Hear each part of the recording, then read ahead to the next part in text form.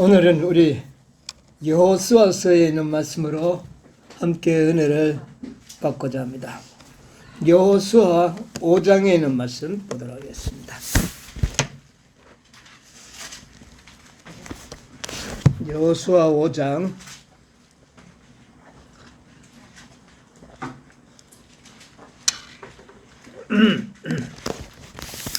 13절로부터 있는 말씀을 제가 읽겠습니다.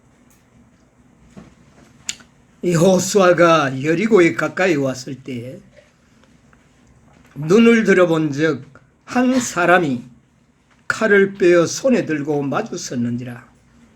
여호수아가 나아가서 그에게 묻되 너는 우리를 위하느냐 우리의 대적을 위하느냐. 그가 가로되 아니라 나는 여호와의 군대 장관으로 이제 왔느니라. 여호수아가 땅에 엎드려 절하고 가로되 나의 주여 종에게 무슨 말씀을 하려 하시나이까. 여호와의 군대 장관이 여호수아에게 이르되 내 발에서 신을 벗으라. 내가 선 곳은 거룩하니라. 여호수아가 그대로 행하니라. 아멘.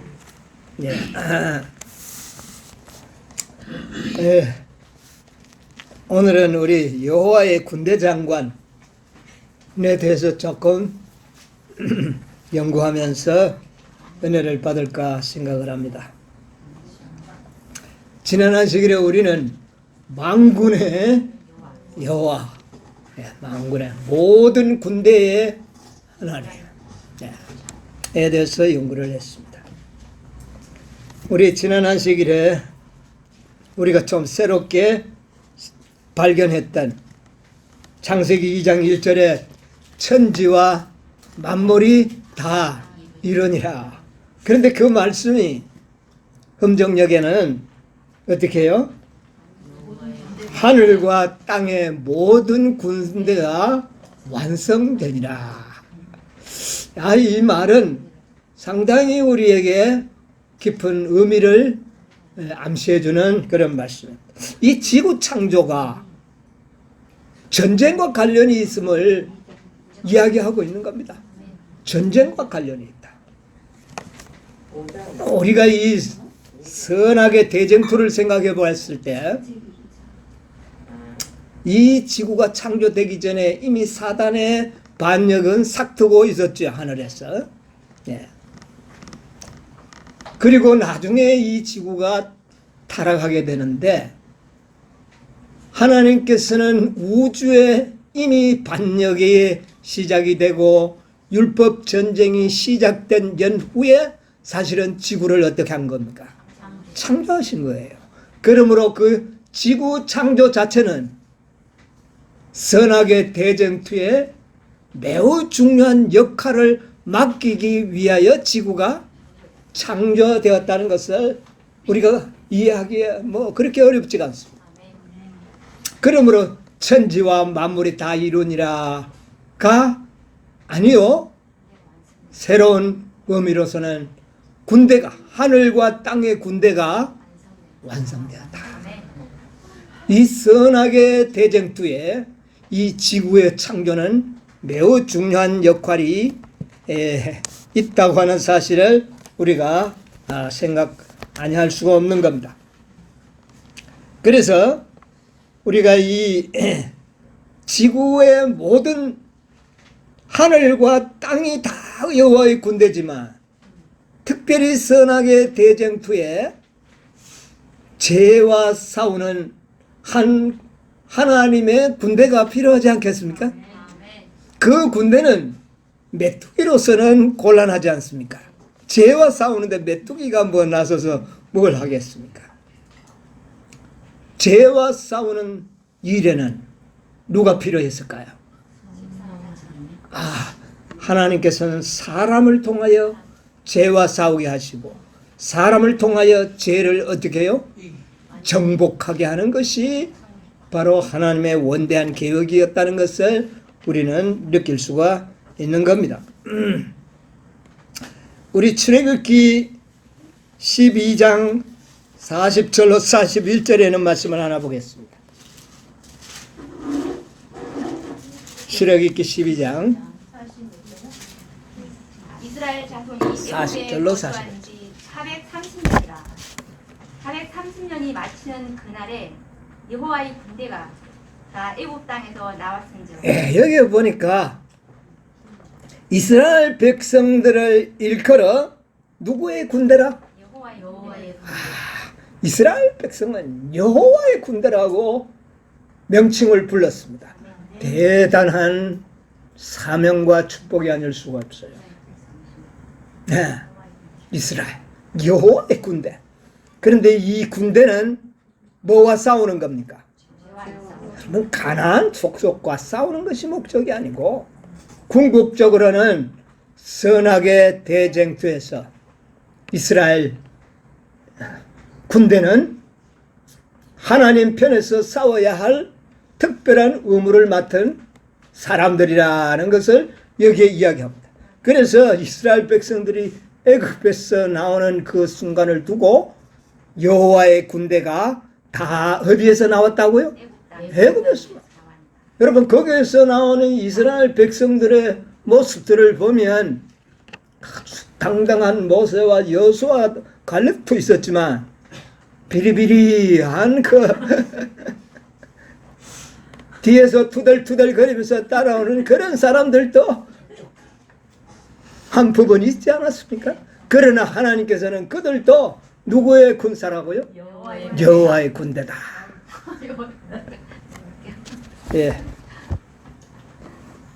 그래서 이 이스라엘, 여러분 이스라엘이라는 이름 자체가 이 군대의 목적을 설명해 주고 있습니다.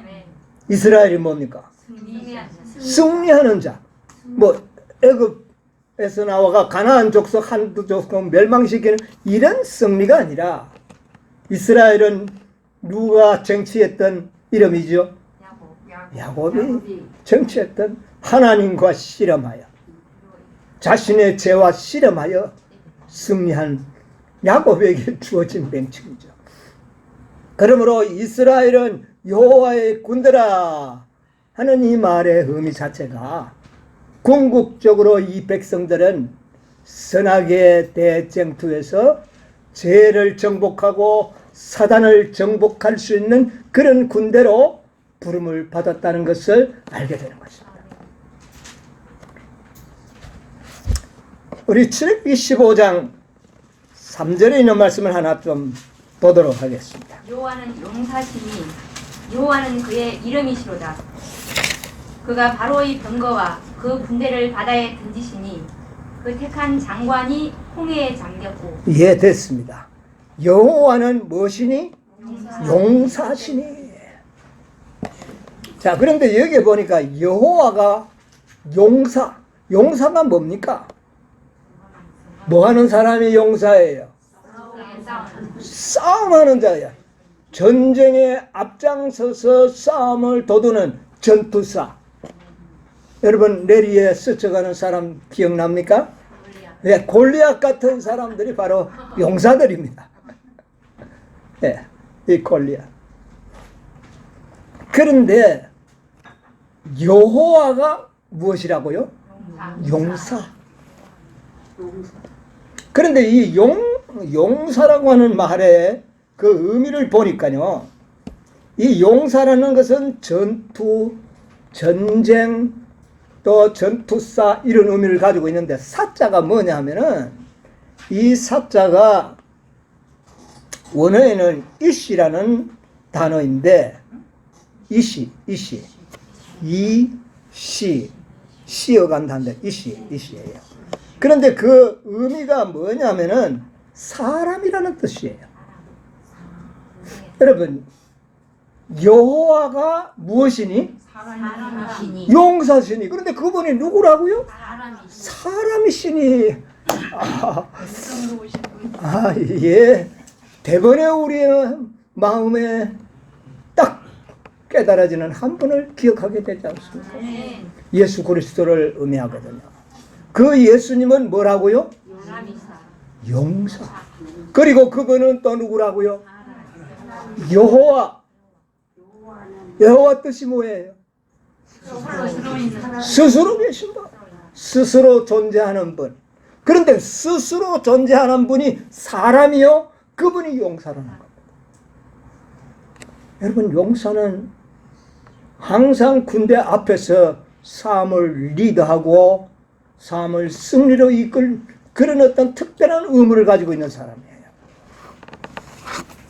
자, 그래서 이 출애굽기 15장에 나오는 3절에 나오는 여호와는 용사시니, 그래서 우리가 보면 예수님은 뭐 하나님보다 못하고 아들이고 뭐 여러 가지 이설들이 나오는데 이 말씀만 봐도 딱 뭐가 어떻게 됩니까? 예. 어떻게 스스로 계실 수가 있는 분을, 스스로 계신 분을 우리가 그렇게 비하할 수가 없는 것이죠. 예. 그래서 예수님은 바로 용사시다 그랬어요. 그런데 또 바로 그 여호수아 앞에 누가 나타났어요? 여호와의 군대 장관이 나타났어요. 여러분, 이 군대 장관이라. 예. 근데 이 군대 장관이 누굽니까? 예수님. 예. 천사가 아니죠. 예. 천사 같으면 여호수아가 발에 엎드려서 경배할 때 경배를 어떻게 해요? 받을 수가 없습니다.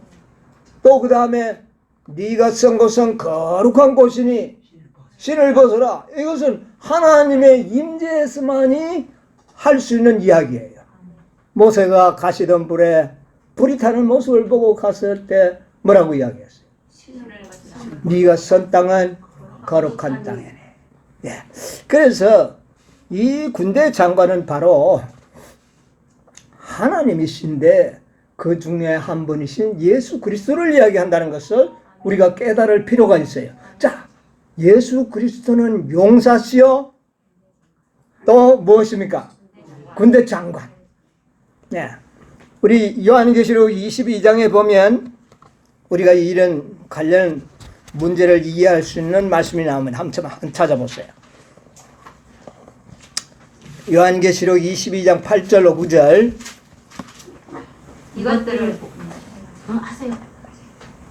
이것들을 보고 들은 자는 나 요한이니 내가 듣고 볼 때에 이 일을 내게 보이던 천사의 발 앞에 경배하려고 엎드렸더니 저가 내게 말하기를 나는 너와 내 형제 선지자들과 또 이 책의 말을 지키는 자들과 함께 된 종이니 그리하지 말고 오직 하나님께 경배하라. 예.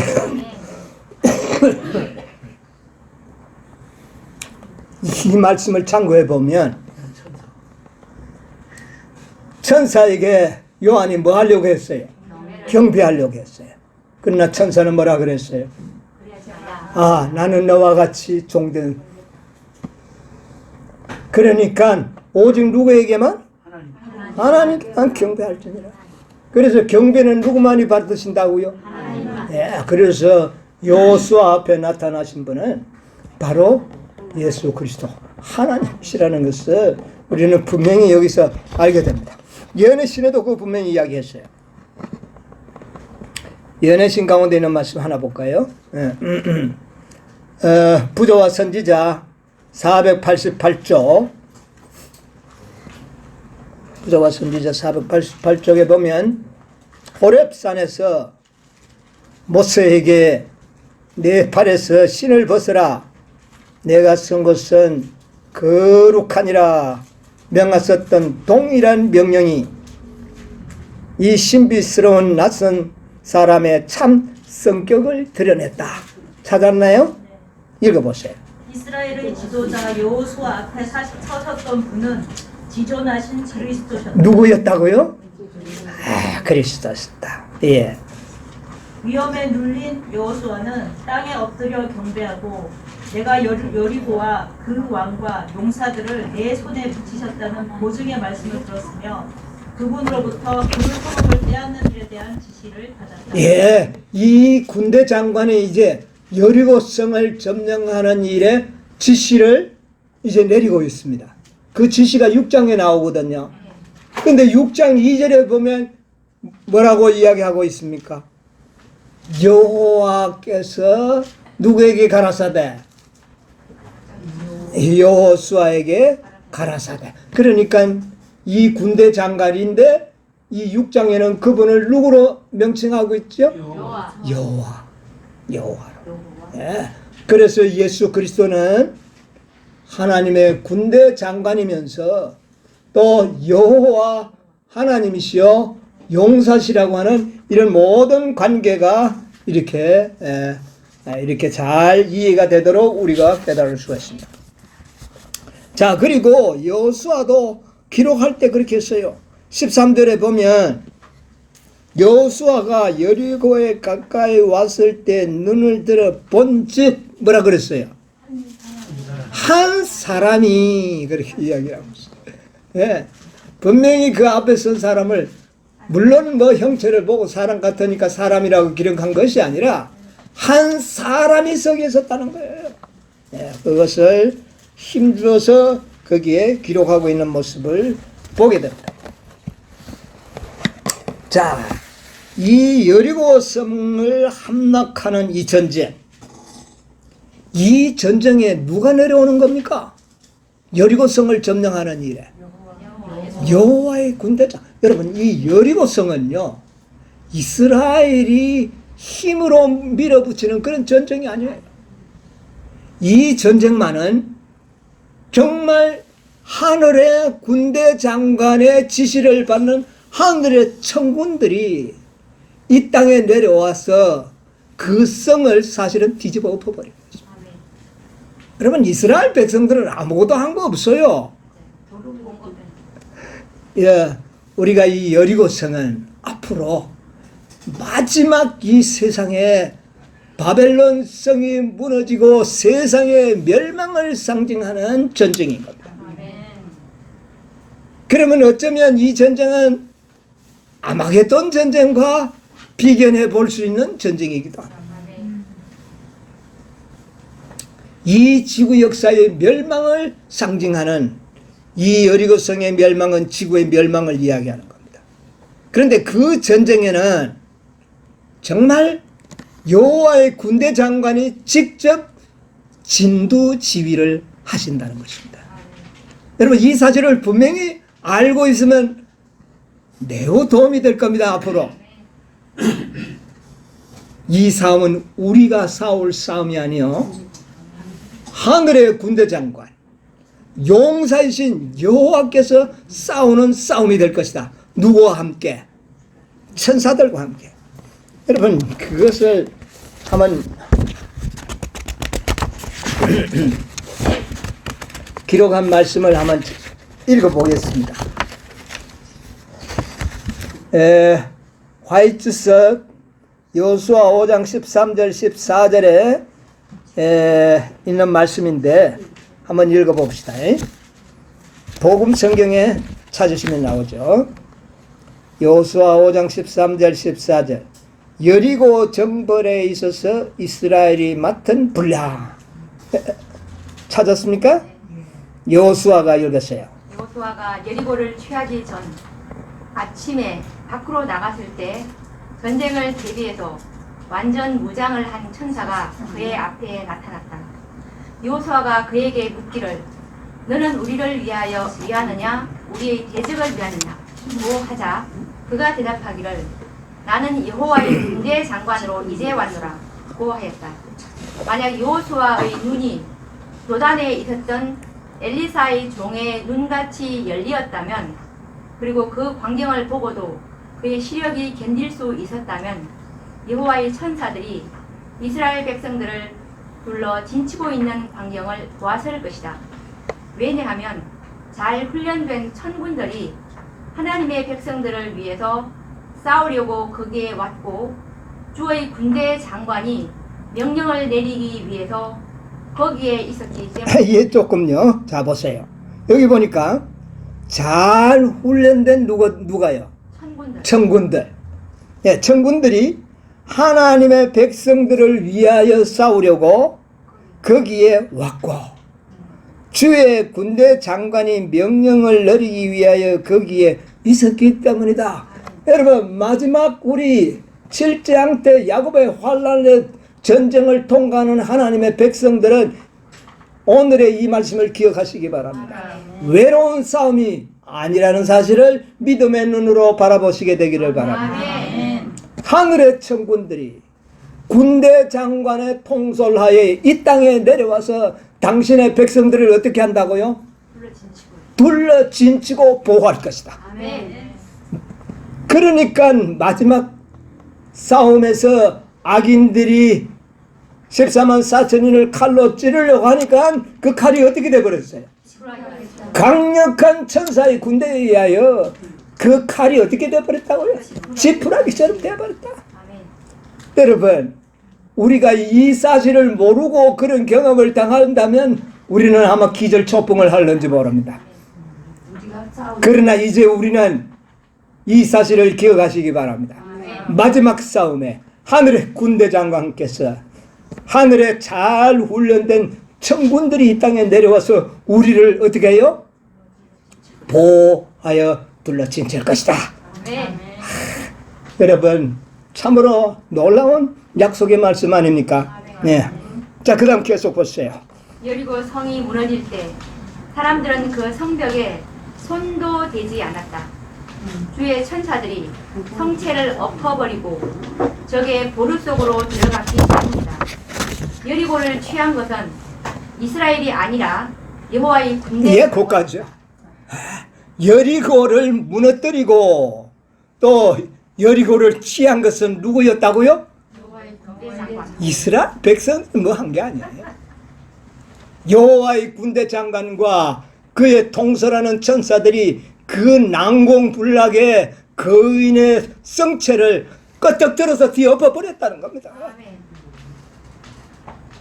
그런 능력 있는 천사들이 당신의 백성을 보호하실 것이다. 아, 이 사실이야말로 얼마나 놀라운 큰 위로의 약속의 말씀이 아닐 수 없습니다.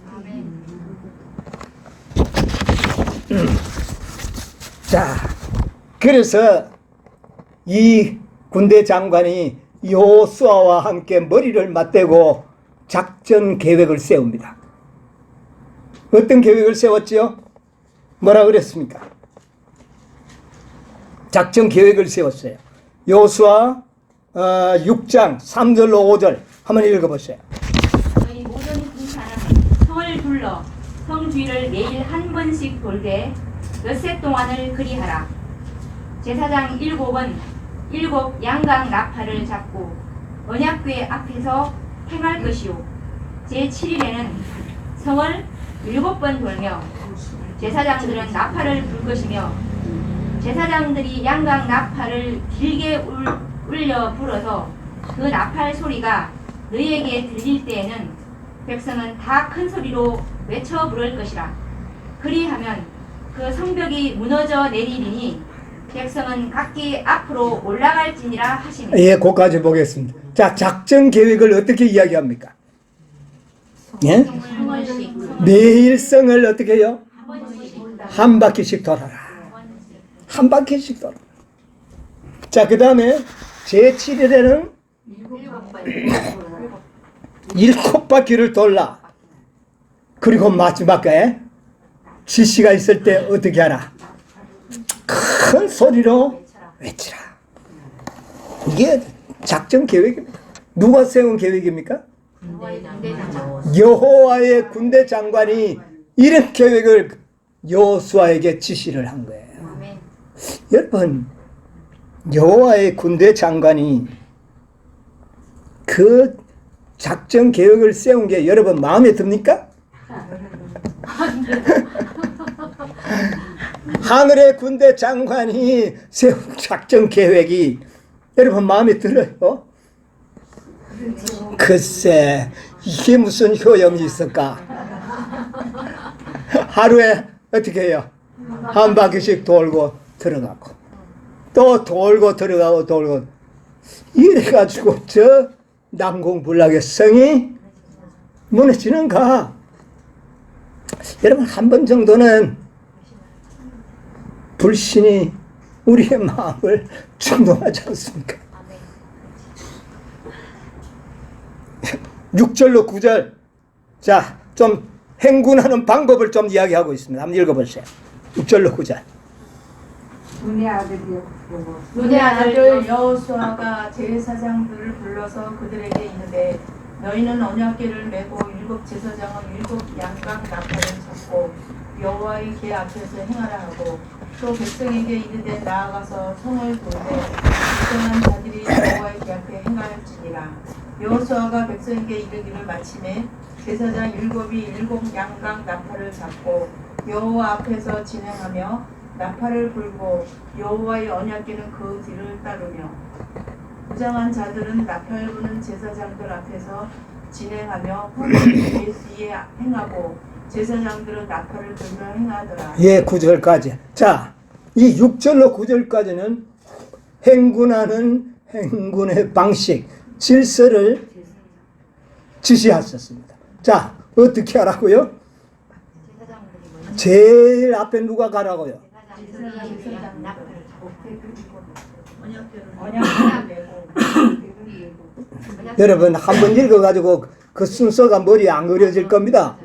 네. 이 제사장은 두 그룹으로 나뉘어집니다. 한 그룹은 뭐를 메고요? 언약궤를 메고. 한 그룹은 무슨 나팔? 양각 나팔. 여러분, 이 제사장들이 보통 나팔을 불 때는 어떤 나팔을 사용하죠? 은나팔을 주로 사용합니다. 은나팔. 그런데 여기에는 양각 나팔을 불도록 했어요. 전쟁을 신호하는 것이 은나팔을 붑니다. 예, 은나팔이에요. 그런데 이 양각 나팔은 이 전쟁과는 불기에 합당하지 않는 나팔이에요. 자, 그래서 어쨌든 언약궤를 매는 제사장 그룹, 그 다음에는 또 양각 나팔을 부는 제사장 7. 자, 그런데 양각 나팔을 부는 제사장이 누구 앞에 행하라? 여호와의 궤 앞에 예, 궤를 메고 가는 제사장들보다 앞에 양각 나팔을 부는 자가 있어요. 예, 양각 나팔 또 부는 아주 단순한 소리를 내는 것이 아주 이거는 뭐 도레미파도 없어요. 이건 아주 그냥 나오는 소리.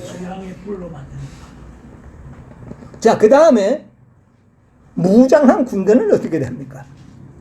제사장들 앞에서 그래서 이걸 자세히 찾아보니까 제일 앞에 가는 사람이 무장한 군대, 무장한 군인들이 제일 앞에 가고, 그 다음에 양각 나팔을 부는 제사장이 따라가고, 그 뒤에 언약궤를 맨 언약궤가 가고, 그 뒤에는 후군들, 나머지 군인들이 12지파 질서 있게 그 뒤를 따라가는 거예요. 이게 행군 방식이에요. 여러분, 이거 굉장히 좀 중요합니다. 예. 그래서 이 행군 방식을 잘 하면 여러분 어디에 써서 가야 될지 하면 여러분 자리를 좀 찾아야 돼요. 오늘 이 말씀 듣고 내가 어디 자리에 써야 되는구나 하는 정도는 마음에 깨달아져야 되는 겁니다. 후군에 쓸 것인지, 언약궤를 매는 데 쓸 것인지, 나팔을 부는 자들에게 쓸 것인지, 무장 군인으로 쓸 것인지 여러분 한번 생각을 해봐야 됩니다. 자, 그런데 특별 지시가 내립니다. 10절 한번 읽어보세요. 여호수아가 백성에게 명하여 가로되 너희는 외치지 말며 너희 음성을 늘내지 말며 너희 입에서 아무 말도 내지 말라. 그리하다가 내가 너희에게 명하여 외치라 하는 날에 외칠지니라 하고 여호와의 궤로 됐습니다. 거기까지 봅시다. 자, 보세요. 특별 지시가 내렸는데 성을 돌 때에 어떻게 하라? 외치지 말라. 외치지도 말고 들레지도 말고 또 그 다음에요. 말도 입에서 아무 말도 하지 말라. 조용히. 아, 이거 여러분, 이게 잘 지켜질까요? 무시랑 됐을 것 같아요. 예? 자, 여호와의 군대 장관의 그 작전 계획이 아주 멋졌다면 이 백성들이 순종하는 일이 그렇게 어렵지 않을 수도 있어요. 뭐 어디 매복조를 두고 무슨 뭐 사다리를 타가 어느 전에 올라 아주 이런 작전 하나도 없고 매일 뭐만 하라? 한 바퀴를 도는데 돌고는 돌아가고 그래서 매일 한 바퀴만 돌아. 그리고 마지막 날은 7번 돌아라. 그리고 마지막에 크게 외치라. 그 외치는 날 이전에는 아무 말도 하지 마라. 이게 제 특별 지시예요.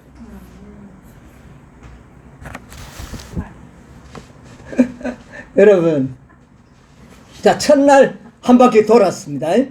한 바퀴 돌고 돌면서 생각해, 도대체가 이런다고 이 성이 무너질 건지, 저 위에 있는 사람들 우리 비웃진 않을까, 여러 가지 생각들.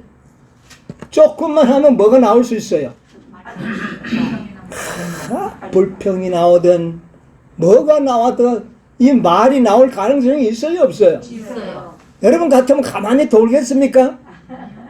여러분 그 성을 한 바퀴 돌 때 큰 소리는 안 하지만 옆에 사람, 야, 이래가 되겠어 이게? 네?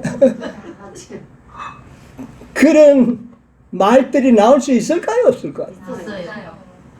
우리가 단체 생활 해보면 알잖아요. 조금만 만들면 왜 꼭 이래야 되나, 이러면 좋을 텐데. 참. 여러분 반드시 나옵니다.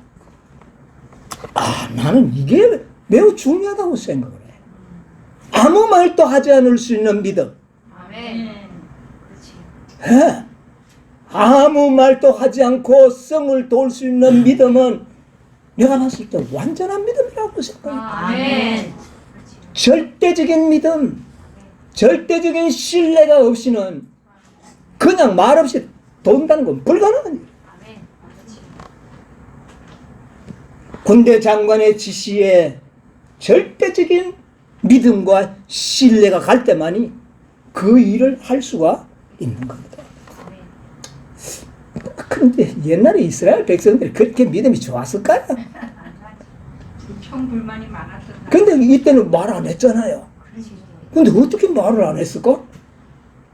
여러분, 예를 들어 아간 같은 사람, 그거 뭐 여리고 성에 훔치지 마라 한다고 훔쳤잖아요. 이런 사람들은 충분히 말을 할 수도 있었을 거예요. 속에 불만이 없었을까요, 그 사람들? 성경 기록은 어쩐다면 있었으리라고 봅니다. 그런데 그 엄숙함의 분위기가 그들을 아무 말도 하지 못하는 분위기로 군대 장관은 이끌어 나갑니다. 그것은 왜 그렇게 했느냐? 그들이 그렇게 믿음이 훌륭했기 때문이 아니라 마지막 세상 멸망의 바벨론 성을 무너뜨려야 할 하나님의 백성은 진짜 말이 없어야 되기 때문에 그렇습니다. 예, 개인의 말은 결코 나오면 안 되는 겁니다. 뭐만 믿어야 돼요? 오직 말씀만을 믿고 묵묵히 순종하며 믿음의 발자국을 척척 걸어갈 수 있는 이런 백성들을 통하여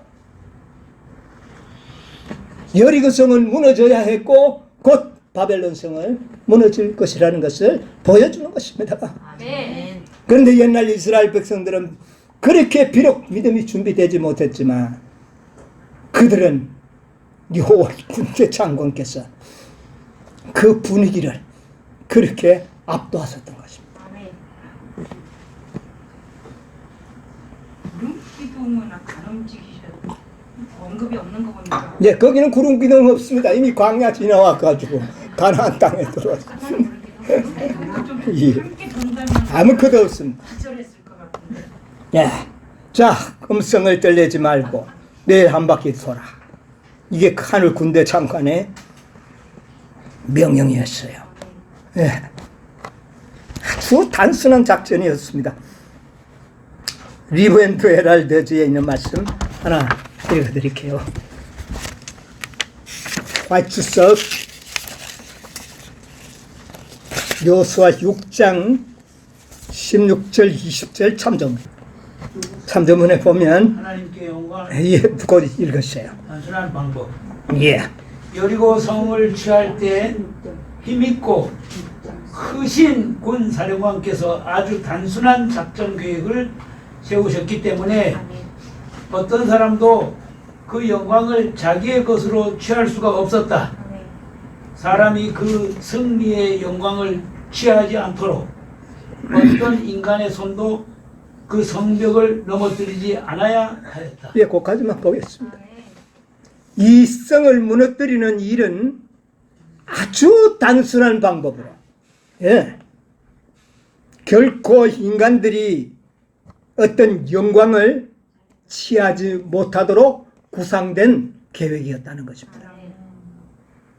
오직 하나님의 영광만이 나타나도록 되어 있는 것입니다. 여러분, 마지막 계시록 18장의 4절에 하나님의 영광이 온 땅을 환하게 할 때 거기에 인간의 영광을 취할 그런 어떤 요소는 없는 것입니다. 오직 누구에게만이요? 하나님의 영광만을 위하여 준비된 백성들. 네, 그들이 바로 여호와의 마지막 군대들입니다.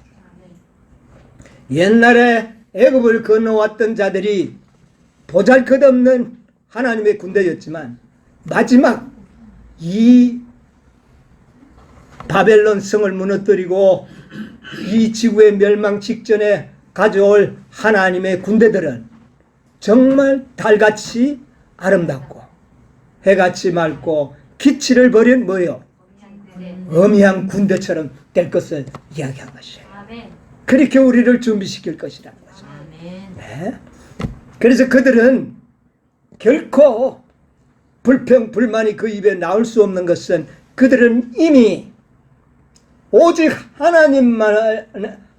하나님의 말씀만을 믿는 절대적인 믿음을 어떻게 해요? 배웠기 때문에 더 이상의 어떤 인간의 말들은 하지 않을 것입니다. 그래서 히브리서 11장 30절에 보면 사도 바울은 여리고성은 믿음으로 무너뜨려진 성으로 이야기 소개하고 있습니다. 믿음의 승리입니다. 여러분, 오직 믿음이에요. 믿음으로 그 성은 무너진 거예요. 네. 자, 이제 이 마지막 바벨론 성을 무너뜨릴 마지막 선악의 대쟁투에 여호와의 전쟁에 참여할 군사를 모집하고 있습니다. 지난 시기를 우리 연구했죠. 자, 우리 이사야 13장에 우리 한번 볼까요? 네. 13장에 자, 마지막 이 바벨론 성을 정복하고 하나님의 영광을 온 세상에 나타내야 할 그런 군대를 모집하는 장면을 거기에 모집 요강이 거기에 잘 기록이 되어 있습니다. 자, 1절에 2절에 뭐라 그랬습니까? 너희는 뭐 위에? 잣산 위에, 민둥산 위에 깃발을 세우고, 두 번째는 소리를 높여 어떻게 해요? 부르고, 그 다음에 세 번째는요, 손을 흔들어 부르고. 그래서 불려온 자들은 어디에 들어가도록 하라? 존귀한 자의 문 안으로 들어가도록 하라. 그래서 존귀한 자의 문 안에 들어온 자들을 세어보니까 몇 명입니까? 14만 4천. 이들이 바로 마지막 여호와의 군대들이에요. 네. 여러분, 초기문집에 보면 셋째 천사가 세 번째 천사가 여기 세 번째 천사는 말은 없지만 세 번의 부르심 세 천사의 기별 표상하는 겁니다. 자, 손짓에서 불러요. 두 번째는 큰 소리를 외쳤는데 세 번째는 손을. 자, 이런 장면을 초기문집에는 잘 기록하고 있어요. 한번 보겠습니다. 254페이지 초기문집 254페이지 보면 셋째 천사의 기별은 이렇게 끝을 맺는다 는 문장이 시작이 됩니다. 성도들의 인내가 여기 있나니 찾았나요? 여기 있나니 저희는 하나님의 계명과 예수 믿음을 지키는 자니라.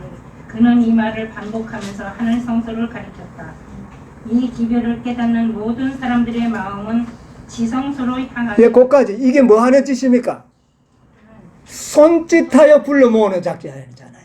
여기 그랬잖아요. 지성소에 가는 길을 보여주고 이 기별을 깨닫는 자들은 이리 오라고 어디로 들어가라고 지성소로 들어가라고. 이거 손짓해서 부르는 장면이에요.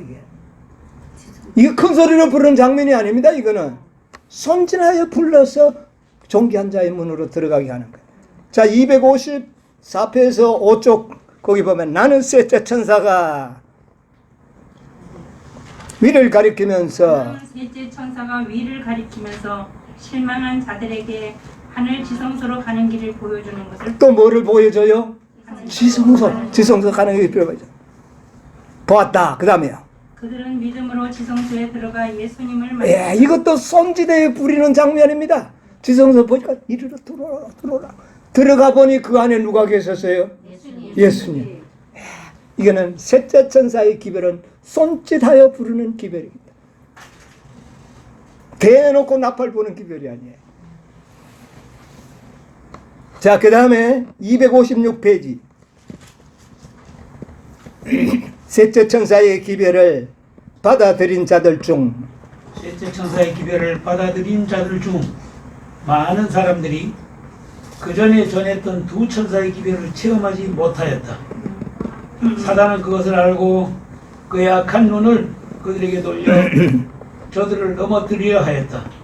그러나 셋째 천사는 저들을 지성소로 향하게 하였으며 과거의 기별들의 경험을 가진 자들은 그들에게 하늘 성소의 길을 가리켜. 이게 뭐 하는 모습이에요? 손짓해가지고 어디로 들어가라고? 지성소로 가라. 지성소로 가라. 지성소로. 바로 첫째와 둘째 천사의 기별을 경험하지 못한 자들에게 이 경험을 통하여 어디로 들어가라? 지성소로 들어가라. 여러분, 들어가면 어떤 일이 이루어지느냐 하면은 그들을 놀라운 의무를 맡기려고 해요. 이 지성소에 들어온 자들에게. 무슨 의무를 맡기는가? 이사야 52장 11절 보세요. 이사야 52장 11절. 너희는 떠날지어다. 거기서 나오고 부정한 것을 만지지 말지어다. 그 가운데서 나올지어다. 여호와의 기구를 매는 자여 스스로 정결케 할지어다. 예. 이들에게 어떤 의무를 맡기려고 합니까? 언약궤를 매는 직분을 맡기려고 부르고 계셨어요. 언약궤. 예, 이제 이 여리고 성을 도울 때에 언약궤를 맸던 사람들이 있었는데, 여러분이요, 존귀한 자의 문으로 손짓하여 불러들인 이들에게 뭐를 맡기겠다? 언약궤를 맡기겠다. 제사장 직분이죠? 예, 레위 지파의 직분입니다. 자, 그래서 이 언약궤를 매는 제사장들의 무리를 부르는 기별이 셋째 천사의 기별입니다. 아멘. 여러분이요, 이미 재림 선구자들 중 또 그곳에 어떤 사람들은 이미 언약궤를 맬 준비가 되어 있는 사람들이 있을까요, 없을까요? 있습니다. 이미 언약궤를 맬 자들은 준비되었습니다. 아멘. 셋째 천사의 기별에 의하여 준비되었습니다. 자, 그러면 이제 그 앞에 나팔 부는 제사장. 그런데 무슨 나팔? 양각 나팔을 불어야 돼. 이 양각 나팔을 부는 그런 제사장이 필요합니다. 여러분, 민수기 10장 2절에 있는 말씀 하나 보세요. 은나팔 둘을 만들되 쳐서 만들어서 그것으로 회중을 소집하며 진을 지내게 할 것이라. 예, 여기 보면 은나팔을 보통 만들어가 제사장들이 부르고 레위인들이 부는데 이스라엘 백성들을 전진하게 하고 후진하게 하고 아주 질서를 잘 할 수 있는 이런 것이 은나팔입니다. 그런데 이들은 무슨 나팔입니까? 양강나팔입니다. 양, 수장.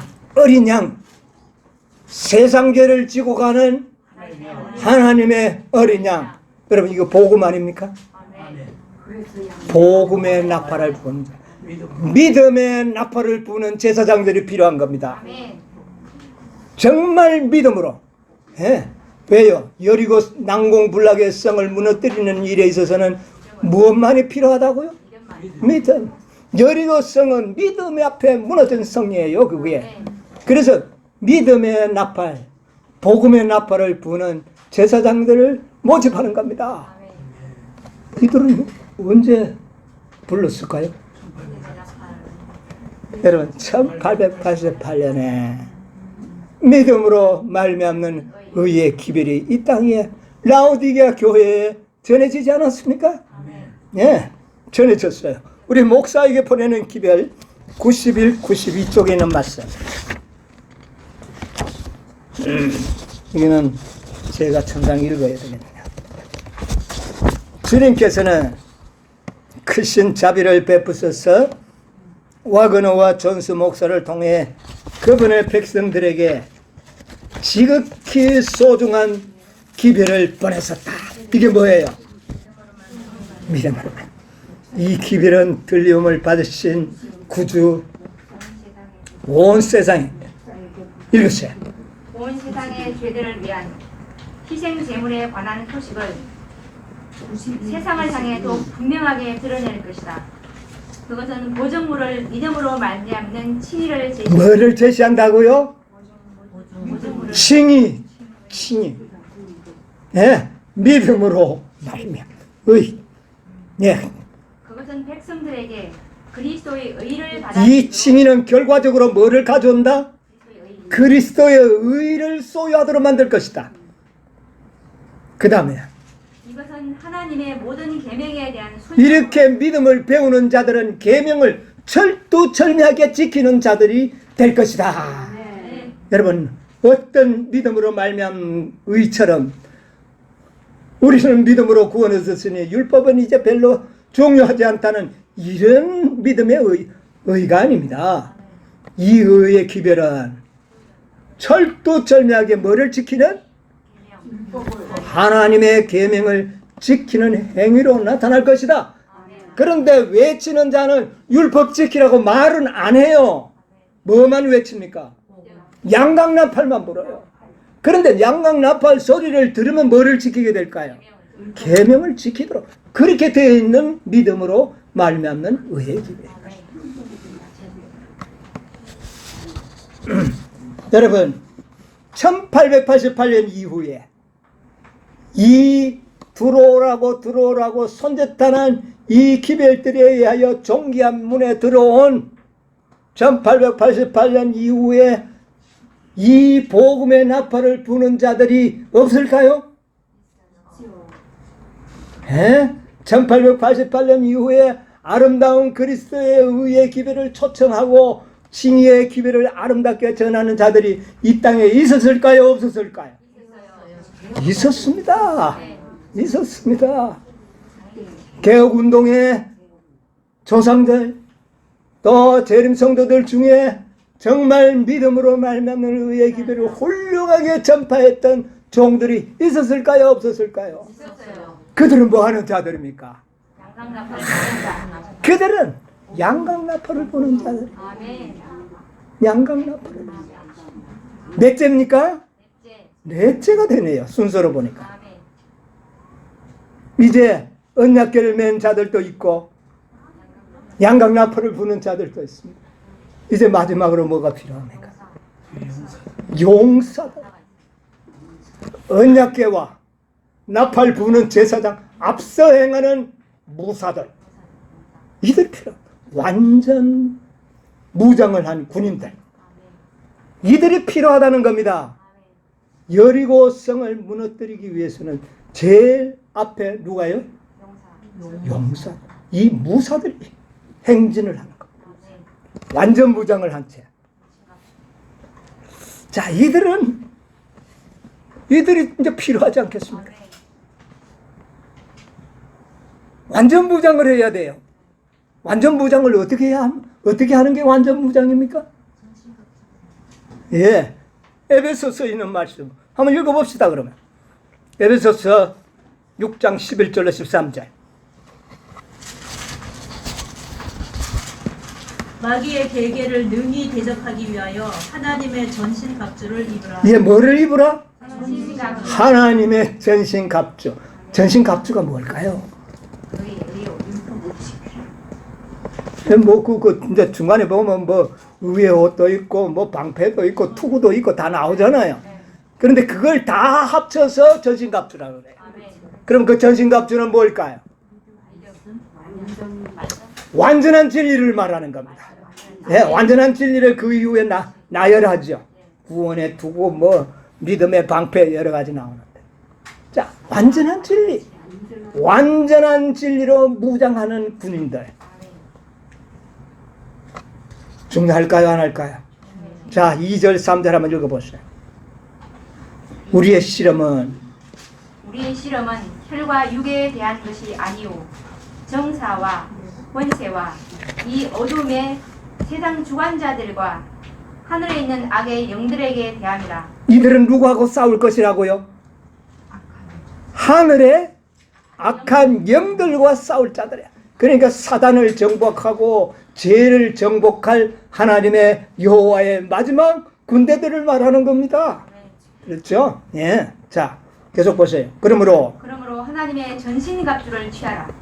이는 악한 날에 너희가 능히 대적하고 모든 일을 행한 후에 서기 위함이라. 자, 됐습니다. 악한 세상의 주관자들, 악령들과 싸울 자들은 반드시 뭐를 취하라? 전신갑주. 완전한 진리. 오늘 우리 오전에도 공부했잖아요. 무슨 진리가 필요하다고요? 완전한 진리. 이게 완전한 성벽을 쌓는 것이요. 완전한 진리가 완전한 전신갑주를 취하는 것입니다.